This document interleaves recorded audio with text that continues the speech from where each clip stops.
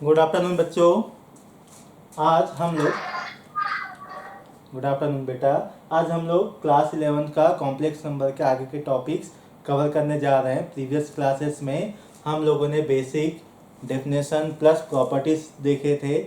आज उसी प्रॉपर्टी के जो क्रम है उसको आगे बढ़ाते हैं। ठीक है, उसमें पहला है आज हमारा प्रॉपर्टीज के लिए। तो टॉपिक है अपना प्रॉपर्टीज ऑफ आर्गुमेंट। ये इंपॉर्टेंट है ना, प्रॉपर्टीज ऑफ आर्गुमेंट्स। यदि प्रॉपर्टीज ऑफ आर्गुमेंट की बात करते हैं, इसको आप दे दीजिए 4 स्टार। ठीक है, तो सबसे पहला प्रॉपर्टी है जो कि अपना है argument of Z1 into Z2। Okay, फिर प्रॉपर्टी नंबर सेकेंड है आपके पास argument of Z1 upon Z2।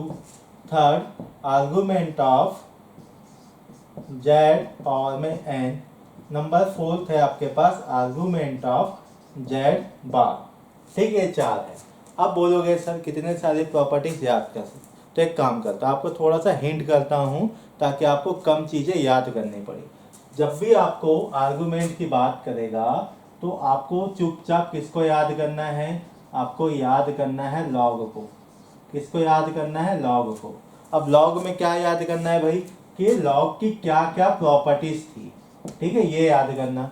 अब देखिए भाई, लॉग की प्रॉपर्टी हम थोड़ा सा आपको रिवाइज कराते हैं, याद कराते हैं। Log of m into n है, उसका क्या मतलब था? उसका मतलब था log of m plus log of n।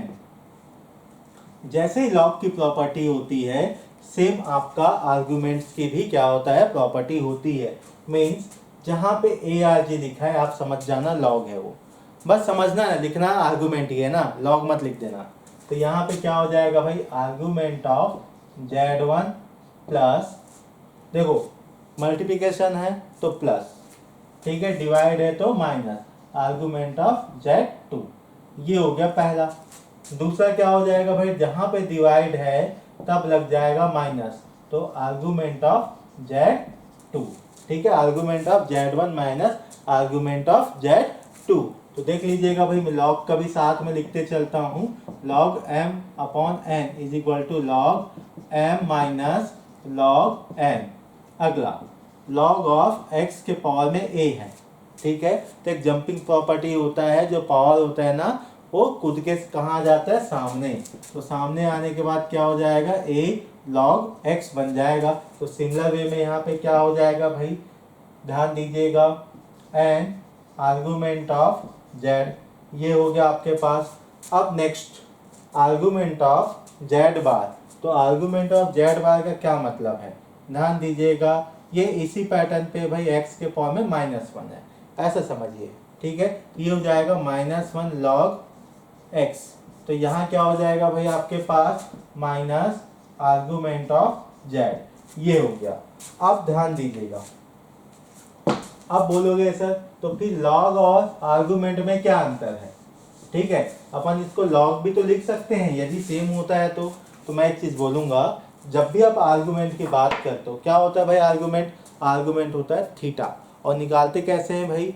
ध्यान दीजिएगा, सबसे पहले प्रिंसिपल आर्गुमेंट के बारे में जानकारी लेते हैं। ठीक है, जो कि क्या होता है? पहले tan अल्फा निकालते हैं, फिर क्वाड्रेंट देखते हैं कि कहाँ पे बैठा है अपना z। आफ्टर दिन क्या करते हैं अपन? वहाँ पे एक टेबल यूज करते हैं, जो फर्स्ट में अल्फा, सेकंड में पाई माइनस अल्फा, थर्ड में अल्फा माइनस पाई और फोर्थ में माइनस अल्फा।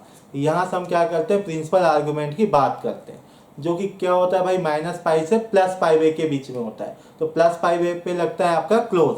ये तो हो गया था प्रिंसिपल आर्गुमेंट। अब देखो प्रिंसिपल आर्गुमेंट का क्या मतलब था भाई? यदि प्रिंसिपल आर्गुमेंट का मतलब था, जैसे ये हो गया आपके पास, ये थीटा हो गया, ठीक, ये जेड है अपना। अब ये तो हो गया प्रिंसिपल आर्गुमेंट।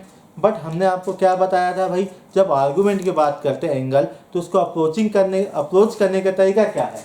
यदि कोई यहाँ पे है, एक बार में गया, अब सेकेंड उसका दोस्त आया, नहीं भाई मैं ऐसा घूमूंगा, तो क्या हो जाएगा? थीटा के बाद 2 पाई प्लस थीटा हो जाएगा। फिर उसका दोस्त आया, नहीं भाई 2 राउंड मारूंगा देन पहुंचूंगा, तब क्या हो जाएगा भाई? 4 पाई प्लस थीटा। तो ध्यान दीजिएगा यहाँ पे क्या आ रहा है आपके पास, जो एंगल है, ठीक है, वो तो इन्फिनाइट होंगे, ठीक है, इन्फिनाइट का मतलब आर्गुमेंट कितने आएंगे, इन्फिनाइट्स आएंगे, ठीक है। यदि आर्गुमेंट इन्फिनाइट्स आएंगे तो कुछ ना कुछ तो बैलेंस करना पड़ेगा। तो बैलेंस क्या करोगे भाई, ध्यान दीजिएगा, ये हो जाएगा आपके प्लस माइनस ऑफ 2k पाई, ठीक है। यहाँ भी क्या हो जाएगा, प्लस माइनस ऑफ 2 पाई के या फिर 2k पाई। फिर यहाँ क्या हो जाएगा, plus minus of 2k pi plus minus of 2k पाई। ये हो गया आपके पास। तो यहाँ पे देखिएगा कि ध्यान दीजिएगा ये लॉग का तो रहेगा, बट इसमें कौन इंक्लूड हो जाएगा, प्लस माइनस ऑफ 2k पाई। अब k क्या होता है भाई, k होता है आपके पास इंटीजर। k क्या होता है आपका, इंटीजर, मीन्स k की वैल्यू हो सकता है 0, 1, 2, 3, ये हो सकता है आपके पास वैल्यू ऑफ k, ठीक है। चलिए अब आगे के टॉपिक करते हैं कि यहाँ पे प्लस माइनस 2k पाई के ऐड हुआ, क्योंकि यहाँ पे देखिए जो आर्गुमेंट होता है वो क्या हो सकता है, इन्फिनाइट नंबर्स पॉसिबल है उसके, ठीक है। क्यों, क्योंकि ध्यान देना, जैसे कि अपने को इस जेड तक पहुँचना था, तो यहाँ से यहाँ तक पहुँचने में एंगल थीटा है, कोई एक काम करेगा, एक सर्कल कंप्लीट करके पहुँचेगा, कोई 2 सर्कल कंप्लीट करके पहुँचेगा, कोई 3 सर्कल कंप्लीट करके पहुँचेगा। मतलब आर्गुमेंट कितने हो सकते हैं, नंबर ऑफ आर्गुमेंट इन्फिनाइट हो सकते हैं। इसलिए यहाँ पे इसको बैलेंस करने के 2k पाई ऐड किया गया, माइनस किया गया एज पर नेट, ठीक है। तो यहाँ पे k क्या होता है आपके पास, इंटीजर होता है, जो कि होता है आपके पास 0, 1, 2, 3, 4, 5 पॉजिटिव इंटीजर्स, ओके। अब मैं आगे बढ़ता हूँ, एक क्वेश्चन लेता हूँ जेईई मेंस का, जो कि 2021 का है।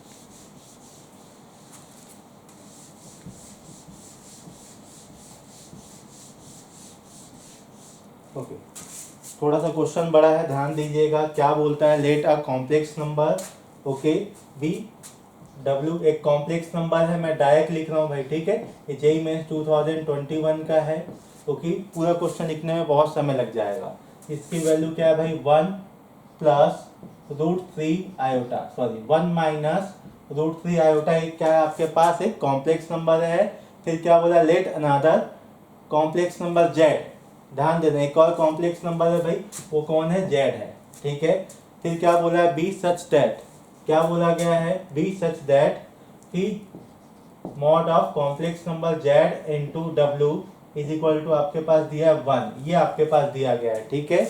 और क्या दिया गया है, and argument of Z minus argument of W is equal to दिया आपके पास π/2। मतलब दोनों कॉम्प्लेक्स नंबर के आर्गुमेंट का जो डिफरेंस है वो क्या है आपका 90 है, ओके। अब मैं आगे बात करता हूँ। फिर क्या बोला गया है आपके पास, फाइनल क्वेश्चन बोला, then the area of triangle, ठीक है। एरिया ऑफ ट्राइंगल अपने को क्या करना है, फाइंड करना है। उसमें से एक इम्पॉर्टेंट चीज ध्यान दीजिएगा, ट्राइंगल होगा तो वहाँ पे कितने वर्टाइसेस होंगे, 3 वर्टाइसेस होंगे, 3 वर्टेक्स होगा। उसमें से जो एक वर्टेक्स है आपका वो क्या है भाई, ओरिजिन पे है, एक वर्टेक्स कहाँ है आपका, ओरिजिन पे है, बाकी आपके पास कहाँ है, एंड जो सेकेंड है आपका वो कहाँ है आपके पास, जेड पे है, और थर्ड कहाँ पे है आपके पास, डब्ल्यू पे है। मैं वापस से क्वेश्चन को रिपीट करता हूँ, ध्यान दीजिएगा कि एक कॉम्प्लेक्स नंबर माना गया है जो कि आपका डब्ल्यू है, 1 माइनस √3 आयोटा है, और एक और कॉम्प्लेक्स नंबर है जेड, ठीक है। फिर एक रिलेशन है आपके पास, क्या है, mod of Z into W is equal to 1, ये गिवन डेटा है। एंड और क्या गिवन है, argument of Z minus argument of W is equal to π/2, मतलब दो आर्गुमेंट्स के बीच का डिफरेंस क्या है, π/2, ओके। क्लियर हो गया यहाँ तक। आफ्टर देन क्या पूछा है, then the area of triangle, हमको एरिया ऑफ ट्राइंगल चाहिए जहाँ पे उसके 3 वर्टाइसेस होते हैं ट्राइंगल में, उसके एक वर्टाइसेस ओरिजिन पे है, एक वर्टाइसेस आपका जेड पे है, ठीक है, एक वर्टाइसेस आपका कहाँ पे है, डब्ल्यू पे है, ठीक है। तो सबसे पहले काम करते हैं, इस क्वेश्चन को कैसे डील करेंगे देखते चलिए। सॉल्यूशन देखिए भाई, यदि यहाँ आपके पास गिवन है w is equal to 1 minus √3 iota given है, तो जो जो आप इस w के ऊपर जानकारी ले सकते हो या कैलकुलेट कर सकते हो करो। जैसे W है, एक काम करते हैं, तो मॉड ऑफ W भी तो निकाल सकते हैं। तो मॉड ऑफ W क्या होता है, ठीक है, रूट ओवर ऑफ 1 का स्क्वायर प्लस माइनस रूट 3 का स्क्वायर। तो यहाँ से क्या हुआ भाई, ये हो जाएगा 1 प्लस 3, तो क्या हो जाएगा रूट ओवर ऑफ 4, फिर क्या हो जाएगा 2, मतलब मॉड ऑफ W की वैल्यू क्या आ गया आपके पास, 2 आ गया है। ठीक है, ये पहला हो गया, जितना जानकारी आपके पास है निकालते चलो। आफ्टर देन आपके पास गिवन क्या है भाई, आपके पास गिवन है, ध्यान दीजिएगा, mod of Z into W is equal to 1 है। तो यहाँ से हम एक काम करते हैं, देखो मॉडुलस का, ठीक है, प्रॉपर्टी यूज कर सकते हैं। जब आपके पास कोई भी दो कॉम्प्लेक्स नंबर आपस में मल्टीप्लाई है, ठीक है, और जो मॉड है, तो वहाँ पे हम डिस्ट्रीब्यूटिव प्रॉपर्टी अप्लाई कर सकते हैं। ठीक है, प्रीवियस क्लास में मैंने आपको बताया था। तो उसके तहत क्या हो जाएगा भाई, mod of Z into mod of W is equal to 1। आपके पास वैल्यू किसका है भाई, आपके पास वैल्यू है मॉड ऑफ W का। ठीक है, तो मॉड ऑफ W की जैसे वैल्यू यहाँ पे पुट अप करोगे, ठीक, और आगे सॉल्व करोगे तो मॉड ऑफ Z की वैल्यू मिलेगा 1/2। ये हो गया आपके पास 2 की वैल्यू। ठीक, अगेन क्वेश्चन में फिर क्या गिवन है, ध्यान देना, वंस अगेन गिवन है आपके पास argument of Z minus argument of W is equal to π/2, ये गिवन है। ठीक है, अब एक काम करता हूँ, ध्यान दीजिएगा, मैं लेट सपोज कुछ सपोज करता हूँ। ठीक है, एक सपोज क्या करता हूँ भाई कि अपने पास आर्गुमेंट ऑफ W मान के चलो भाई थीटा है, मान लिए, जैसे थीटा मानोगे argument of Z minus theta is equal to π/2 हो गया। अब argument of Z is equal to क्या मिलेगा भाई, π/2 प्लस थीटा मिल गया, क्या मिल गया, π/2 प्लस थीटा मिल गया। और जैसे π/2 प्लस थीटा मिल गया है, अब अपन चलेंगे डायग्राम बनाने के लिए। क्या चलेंगे भाई, डायग्राम बनाने के लिए। अब देखो एज पर द क्वेश्चन, ठीक है, ये अपने पास y एक्सिस, ये अपने पास x एक्सिस। अब देखिए ये क्या है आपके पास, ध्यान देना है, ओरिजिन। ठीक है, ये आपके पास 0,0, ये अपने पास है एक्सिस, एक आपके पास इमेजिनरी एक्सिस है, एक आपके पास रियल एक्सिस है। तो ध्यान दीजिएगा, अभी मान के चलिएगा, एक काम करते हैं, सबसे पहले ना एक आपके पास W है, W में यहाँ पे देखिएगा एक कॉम्प्लेक्स नंबर के कोऑर्डिनेट क्या होगा, 1 माइनस रूट ओवर ऑफ 3 मिल गया। ठीक है, इसका मतलब क्या है भाई, x पॉजिटिव है और y क्या है, नेगेटिव। इसका मतलब W कहाँ होगा, फोर्थ में होगा, W कहाँ होगा, फोर्थ में होगा। ठीक है, ओके स्क्रीन पे, ओके फोर्थ में है, मतलब कहीं यहाँ पे होगा, नोट कर लो, ये हो गया W, जो कि क्या है भाई आपके पास 1 माइनस रूट 3। अब देखो distance between origin and W क्या है भाई आपके पास, कहाँ गया, ये आपके पास 2 है। ठीक है, अभी हमने निकाला है, क्यों, क्योंकि ध्यान देना ये मॉड ऑफ W की वैल्यू है।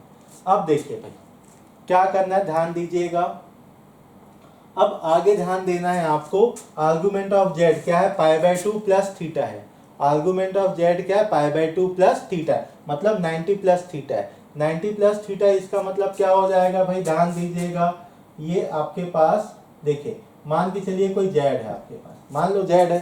ठीक है, क्यों ऐसा लिए, ध्यान दीजिएगा, क्योंकि यहाँ पे यदि आपके पास, ध्यान देना, यदि ये एंगल आपके पास थीटा है, तो ये क्या हो जाएगा भाई आपके पास, ठीक है, π/2 प्लस थीटा। ठीक है, टोटल क्या हो जाएगा, π/2 प्लस थीटा हो जाएगा। ठीक है, या किसी के दिमाग में ये आ रहा होगा सर कैसे हुआ, तो देखिएगा, यदि ये एंगल मैं थीटा लेता हूँ तो थीटा कैसा होगा भाई, माइनस होगा। थीटा कैसा होगा, माइनस होगा।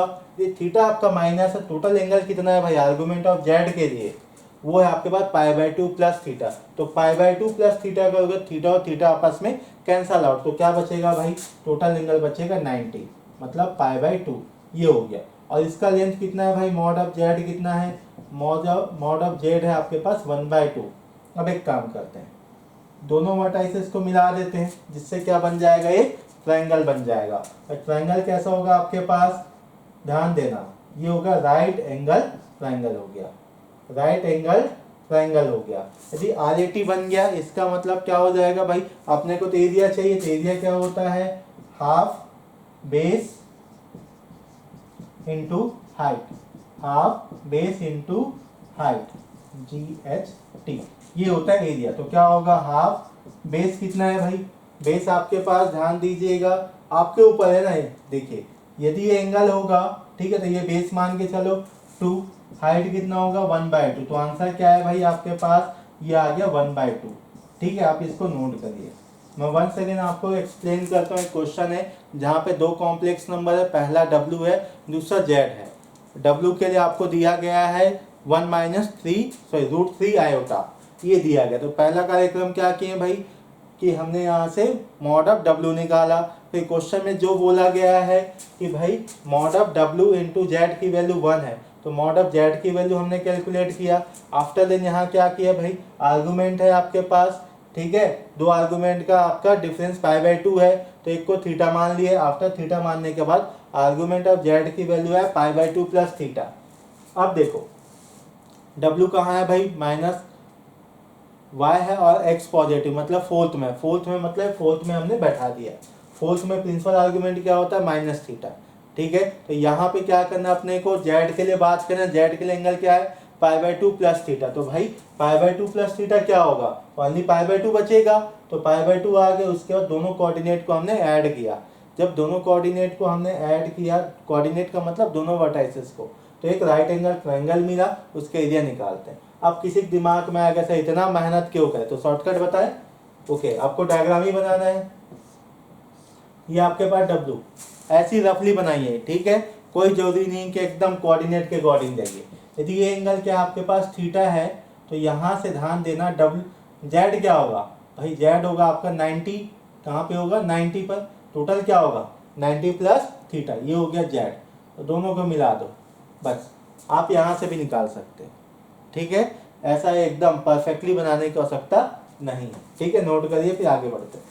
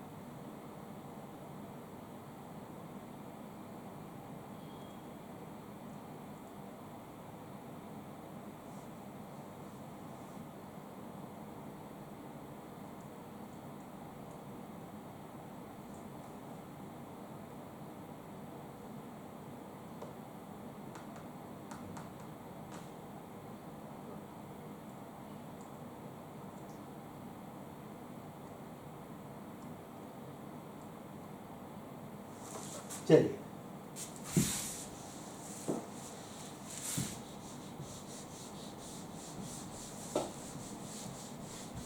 अब अगले टॉपिक में चलते हैं, जो कि है रिप्रेजेंटेशन ऑफ कॉम्प्लेक्स नंबर। ठीक है, कि कॉम्प्लेक्स नंबर को अपन कैसे रिप्रेजेंट कर सकते हैं। ठीक है, और कहाँ करना रहता है आपको, यदि प्लॉट भी करना होता रहता है तो आपको आर्गन प्लेन। ठीक है, अब देखिए टॉपिक है, इंपॉर्टेंट है,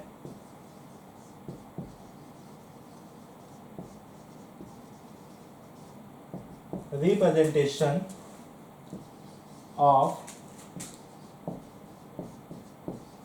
कॉम्प्लेक्स नंबर्स। आप कॉम्प्लेक्स नंबर को क्या करने जा रहे हो, रिप्रेजेंट करने जा रहे हो। ठीक है, तो यहाँ पे देखिएगा, सबसे पहले आपके पास टोटल 4 फॉर्म होते हैं जिससे हम क्या करते हैं, कॉम्प्लेक्स नंबर को रिप्रेजेंट करते हैं। ध्यान में रखिएगा ये 4 फॉर्म्स को। ठीक है, क्योंकि आगे जाके जैसे ही आप 2D में घुसोगे, अगेन 1 सेकेंड आपको ये मिलेगा। ठीक है, इसमें से एक फॉर्म बस नहीं मिलेगा। तो इसमें पहला आपके पास है, 1 बाय 1 सब पे डिस्कस करेंगे, कार्टेशियन फॉर्म। सेकेंड आपके होते हैं पोलर फॉर्म। देखो बहुत इंपॉर्टेंट है ना, ठीक है, इसको एक नाम और देते हैं ट्रिग्नोफॉर्म, ठीक है, एक और नाम है ट्रिग्नोफॉर्म। अब नेक्स्ट थर्ड यूलर, ठीक है, यूलर फॉर्म ना, कभी आयलर भी बोलते हैं, कभी यूलर बोलते हैं, देख लेना जिसको जो बोलने का मन है, बस अपने को तो क्वेश्चन बनाने इसमें। इसको बोलते हैं एक्सपोनेंशियल, ठीक है। लास्ट है आपके पास, ये है वेक्टर फॉर्म, 12th में बहुत काम आने वाला है, ठीक है। मार्कर चेंज करता हूँ। अब वन बाय वन क्या करते हैं, सभी पे डिस्कस करते हैं, ठीक है। अब देखिएगा, सबसे पहले अपन बात करने जा रहे हैं किसके ऊपर, कार्टेशियन फॉर्म के ऊपर, ठीक है। तो कार्टेशियन फॉर्म क्या होता है, देखो कार्टेशियन जैसे आपके पास जेड है ना, 3+4 आयोटा है, 3+4 आयोटा है, ठीक है। या अपन बात करते हैं Z is equal to X plus I iota, ये जो हमने लिखा ना, ये जो फॉर्म लिखा है एक्स और वाई के फॉर्म में, मतलब अपन कोऑर्डिनेट के फॉर्म पे लिखेंगे, और कोऑर्डिनेट क्या होगा, एक्स कॉमा वाई होगा, ठीक है। तब इस टाइप के जो फॉर्म होते हैं उसको बोलते हैं कार्टेशियन फॉर्म, जो अभी तक हम लोग पढ़ते हुए आए हैं। सेकेंड, ये इंपॉर्टेंट है, पोलर फॉर्म,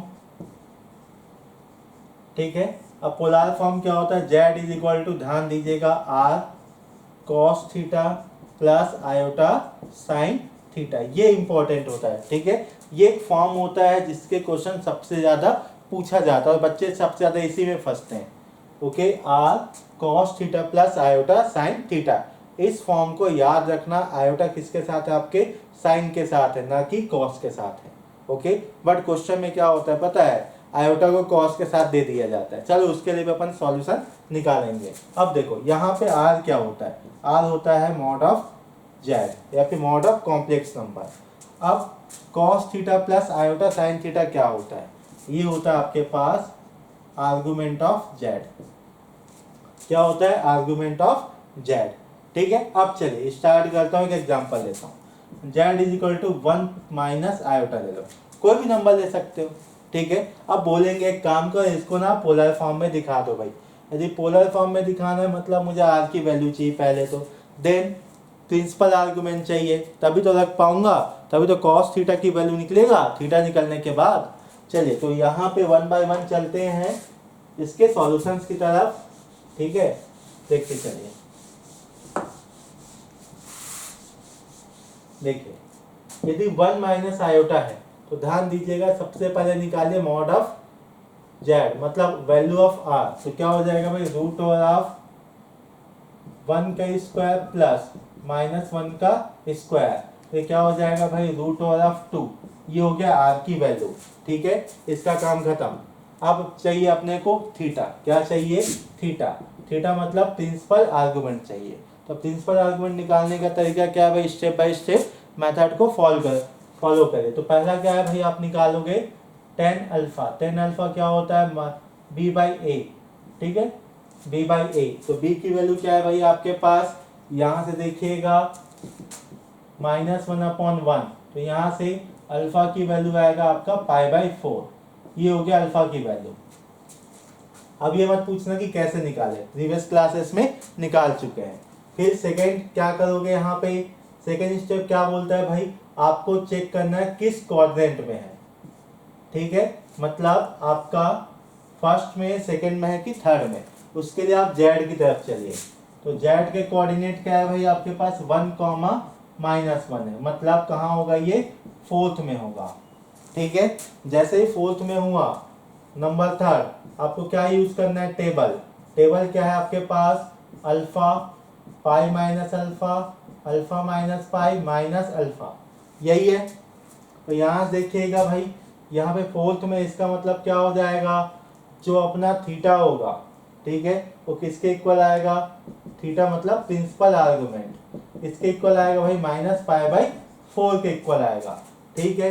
अब एक काम करिएगा, यहाँ से जेड क्या निकलेगा भाई, मॉड ऑफ जेड मतलब मॉड ऑफ आर की वैल्यू क्या है, √2, इसको लिखो कॉस -π/4 प्लस आयोटा साइन -π/4, ये हो गया। तो यहाँ से क्या हो गया भाई, मैं इसको क्लीन कर रहा हूँ, ठीक है। तो जेड की वैल्यू क्या आने वाला है, √2। देखो ध्यान देना, अच्छा ठीक है, इसको थोड़ा सा हल्का सा सिंप्लीफाई करना है ना, ठीक है। सिंप्लीफिकेशन कैसे हो जाएगा यहाँ पे, cos π/4 माइनस आयोटा साइन π/4। एक तरीका ये हो गया आपके पास आंसर लिखने का। अब तरीका नंबर सेकंड क्या होता है, √2 है, ठीक है। अब इसको पूरे को क्या लिख सकते हो, देखो शॉर्टकट बता रहे हैं हम, CIS। क्या लिखोगे, CIS, और यहाँ लिख दोगे एंगल क्या है भाई, -π/4। ये हो गया अपना आंसर, ठीक है। ये हो गया रिप्रेजेंट करने का तरीका, ठीक है। किस फॉर्म में रिप्रेजेंट कर रहे हो, पोलर फॉर्म में, ठीक है। आप नोट कर लो इसको, ये काम का है। फिर आगे बढ़ते हैं नेक्स्ट फॉर्मेट, जो कि यूलर या एक्सपोनेंशियल फॉर्म है।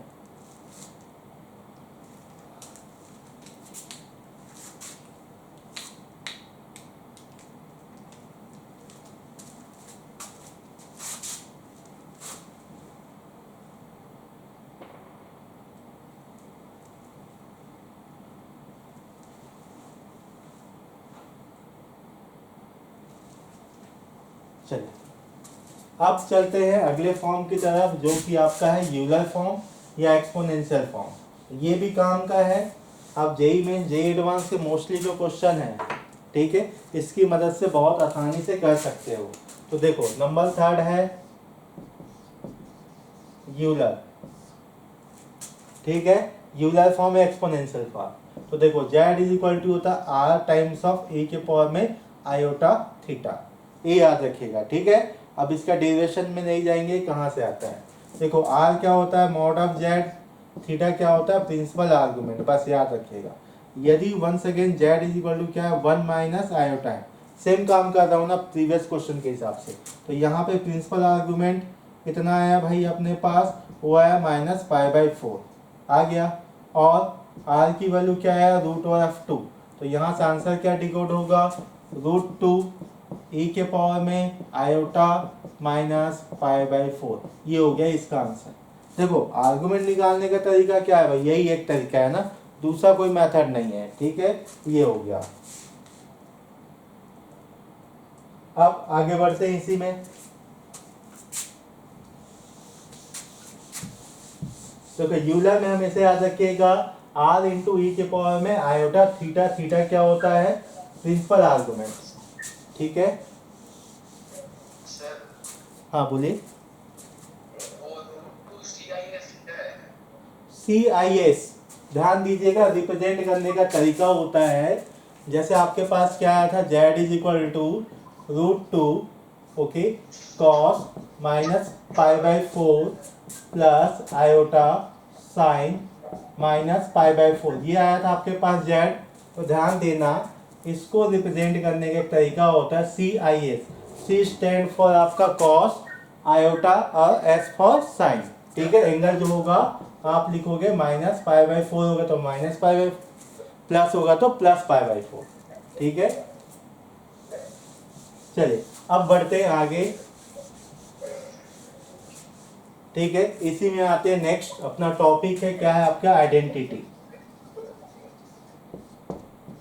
ठीक है। आइडेंटिटी ध्यान दीजिएगा, यदि आपके पास e के पावर में आयोटा थीटा है, इसका क्या मतलब होता है, इसका मतलब होता है cos theta plus iota sine theta, ठीक है। ये तो पॉजिटिव की बात हो गई है भाई। यदि इन केस ऑफ, आप माइक ऑफ करिए,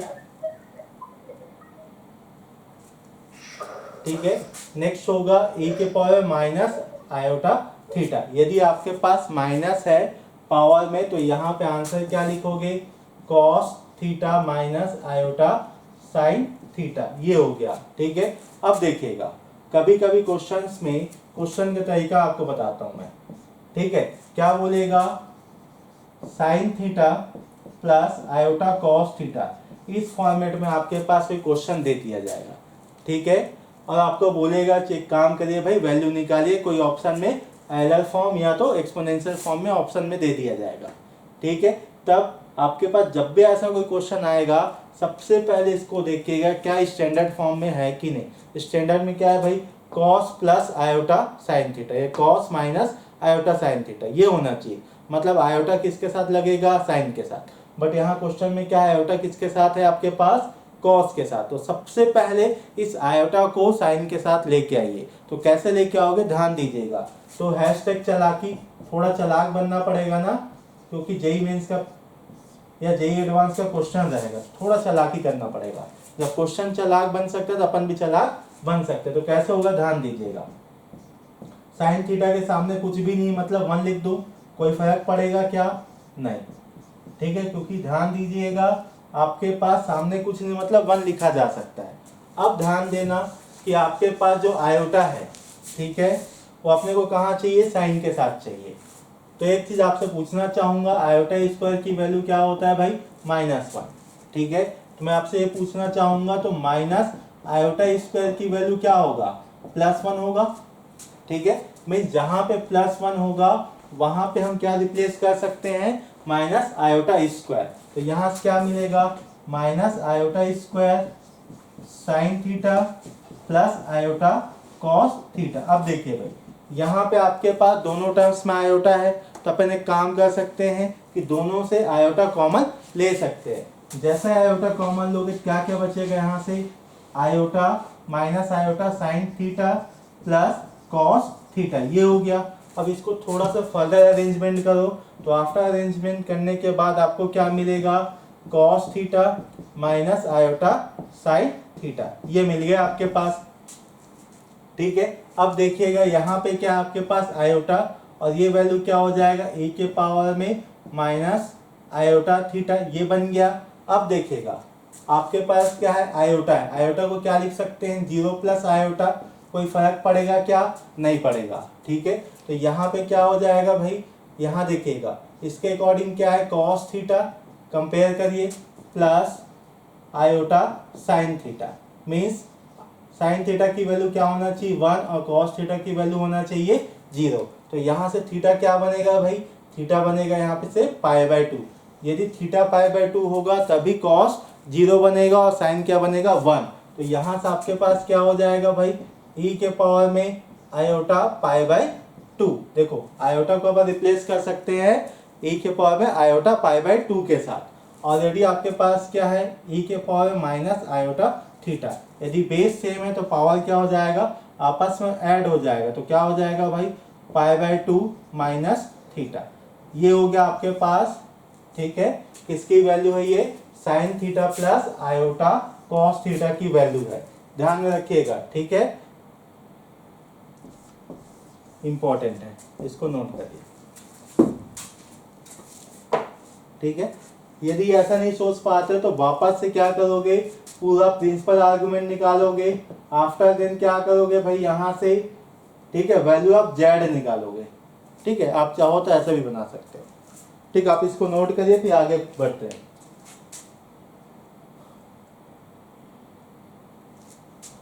जल्दी से एक लास्ट फॉर्म है, ठीक है, उसको कंप्लीट करते हैं, आज की क्लास यहीं पे समाप्त करते हैं।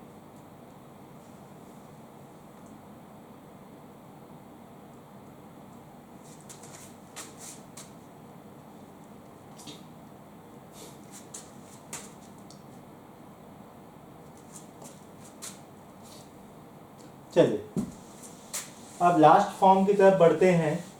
लास्ट फॉर्म क्या है, वेक्टर फॉर्म है, कुछ भी नहीं है, ठीक है, एकदम सिंपल है। नंबर 4 है आपके पास वेक्टर फॉर्म, ठीक। यदि आपके पास जेड कैसा है भाई, एक्स प्लस आई कैप प्लस वाई जे कैप, ध्यान दीजिएगा ना, मैंने क्या बोला, आई कैप और जे कैप, आयोटा नहीं है वो, ठीक है, वो कंपोनेंट है with respect to X axis या यूनिट पे डायरेक्शन शो करता है, ठीक है। तो यहाँ पे देखिएगा आपके पास जैसे जेड इज इक्वल टू लिख देंगे 3 आई कैप प्लस 4 जे कैप, बस ये आपका 2D होता है ना, 3D नहीं होता, ध्यान में रखना, ठीक है। आपके पास कॉम्प्लेक्स नंबर आप 2D में काम करोगे, ठीक है। तो यहाँ से देखिएगा 3 आयोटा आई कैप प्लस 4 जे कैप, यदि इस फॉर्मेट में है आपका तो सिंपल समझ जाना ये किसका, आपका वेक्टर फॉर्म का है, ठीक है। थैंक यू, आज की क्लास बस इतनी ही, कल मिलते हैं, ठीक। आगे के टॉपिक में, आगे सबसे इंपॉर्टेंट टॉपिक है इंटायर आपका कॉम्प्लेक्स नंबर का, जो कि आपका है लोकस। जो कि अपन नेक्स्ट क्लास में करेंगे। ठीक है, थैंक यू।